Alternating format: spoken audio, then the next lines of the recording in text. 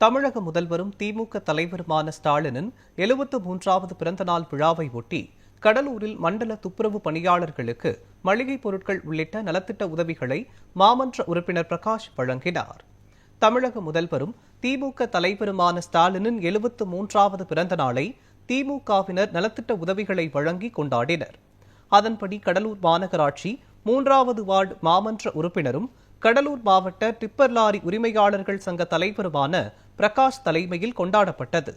கிழக்கு மாவட்ட செயலாளர் அமைச்சர் MRK பன்னீர்செல்வம் அறிவுறுத்தலின் பேரில் கிழக்கு மாவட்ட பொருளாளர் MRKP கதிரவன் ஆலோசனையின்படியும் 3வது வார்டு மற்றும் மண்டல பகுதிக்குட்பட்ட தூய்மை பணியாளர்கள் உள்ளிட்ட 150க்கும் மேற்பட்டவர்களுக்கு வேட்டி, புடவை, மளிகை பொருட்கள், காய்கறிகள் உள்ளிட்ட நலத்திட்ட உதவிகளை பிரகாஷ் வழங்கினார்.